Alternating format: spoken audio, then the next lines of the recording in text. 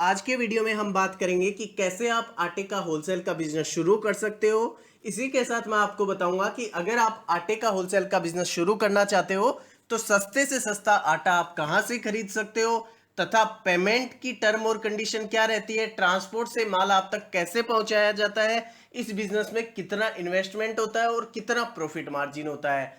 तो चलिए दोस्तों शुरू करते हैं। देखिए, ये एक ऐसा बिजनेस है जिसको आप तीन तरीके से शुरू कर सकते हो। जो पहला तरीका होता है वो होता है कि जो नामी कंपनी है उसकी एजेंसी लेकर या डीलरशिप लेकर या डिस्ट्रीब्यूटर बनकर।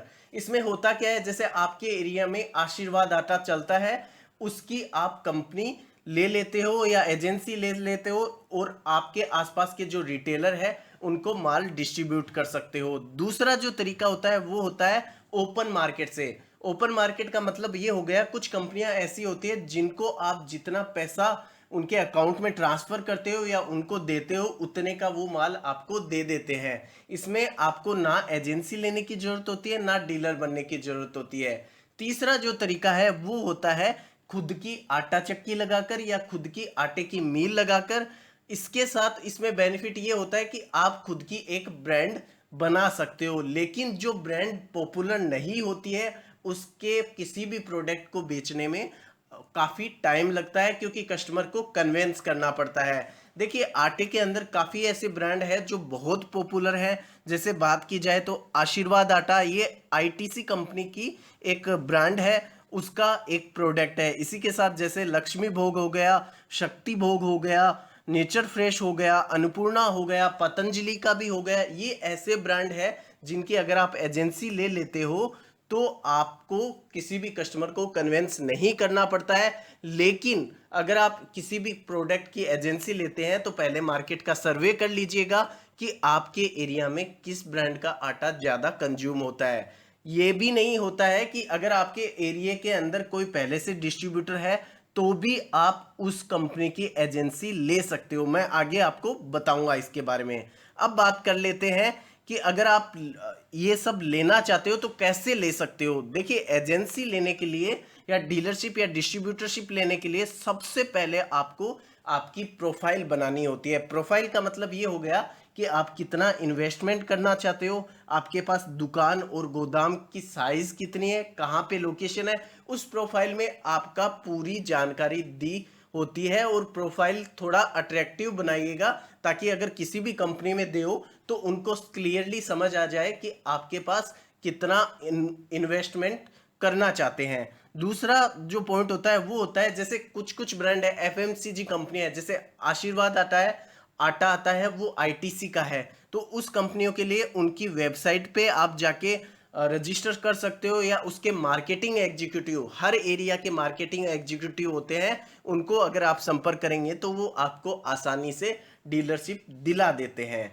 अगर बात करें सस्ता कहाँ से खरीदें, तो कुछ कुछ कंपनियां जैसे ओपन मार्केट की मैं बताई, तो आपके आसपास के एरिया में कोई ऐसी छोटी ब्रांड है जो पॉपुलर है तो उनकी डायरेक्ट फैक्ट्री से भी जाके आप माल खरीद सकते हैं और होलसेलर बनके अपने आसपास के जो रिटेलर है उनको माल डिस्ट्रीब्यूट कर सकते हैं।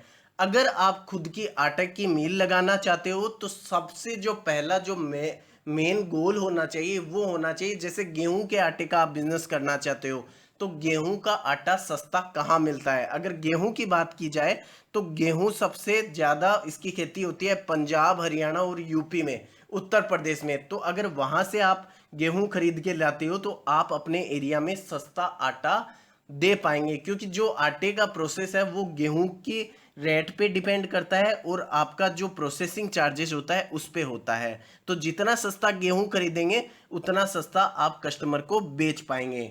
अब बात कर लेते हैं इन्वेस्टमेंट की। देखिए, अगर इन्वेस्टमेंट की बात की जाए तो ये तीनों तरीके हैं, उसमें 2 से 5 लाख का इन्वेस्टमेंट कम से कम होता है। अगर आप कुछ कंपनी की एजेंसी लेते हो तो उसमें कंपनी आपसे सिक्योरिटी डिपॉजिट करवाती है। कुछ कुछ कंपनी आपसे 25,000 सिक्योरिटी डिपॉजिट लेती है, कुछ कुछ 1 लाख या 1.5 लाख लेती है, और जो बाकी होता है वो आपको डीडी बना के देना होता है। उसके एवज में आपको माल दे दिया जाता है, बैनर वगैरह दे दिए जाते हैं और तरीके आपको सेल्स के लिए समझाया जाता है। इसी के साथ वो लोग कुछ कुछ कंपनियां ऐसी है जो आपके पास व्हीकल मांगती है, आपके पास गाड़ी होना कंपलसरी होता है। अगर खुद की आटा चक्की लगा के आप खुद का ब्रांड बनाना चाहते हो तो आपको अलग अलग पैकिंग करनी चाहिए, 1 किलो की, 2 किलो की, 5 किलो की, 10 किलो की, ताकि आपसे सारा जो जिस टाइप का भी कस्टमर हो वो आपसे जुड़ा रहे। तो टोटल जो बेसिक इन्वेस्टमेंट होता है वो कम से कम आपको 2 से 5 लाख का चाहिए होता है। अब बात कर लेते हैं प्रॉफिट मार्जिन की। देखिए, बड़ी कंपनियां होती है, उनके प्रोडक्ट यूज करते हैं तो उनके प्रॉफिट मार्जिन फिक्स रहते हैं, वही रेट आपको मिलती है, क्योंकि उसकी जो प्रिंट रेट है उससे ज़्यादा आप रिटेलर को नहीं बेच सकते हो। उसमें भी आपको 20% 30% का डिस्काउंट करके ही रिटेलर को बेचना होता है। तो अगर प्रॉफिट मार्जिन की बात करें तो इस बिजनेस में 5% से लेके 35% तक का ये बिजनेस होता है। हालांकि कुछ लोग 45% 50% भी कमाते हैं, लेकिन शुरुआत में मेरी आपसे राय रहेगी कि थोड़ा कम प्रॉफिट लेके चलिएगा, जितने से आप भी प्रॉफिट में रहें और आपके कस्टमर को भी ज़्यादा भाव ना लगे। तो धन्यवाद दोस्तों, आज का वीडियो आपको कैसा लगा मुझे कमेंट करके जरूर बताइएगा। अगर आपको कुछ भी समझ नहीं आए तो आप मुझसे पूछ सकते हैं। अगर आप किसी और चीज के बिजनेस के बारे में जानना चाहते हैं तो कमेंट कर दीजिएगा। डीलरशिप किसी भी आटे की एजेंसी की लेना चाहते हैं तो नाम लिख दीजिएगा, मैं उसके कॉन्टेक्ट नंबर आपको अगले वीडियो में दे दूंगा। धन्यवाद दोस्तों।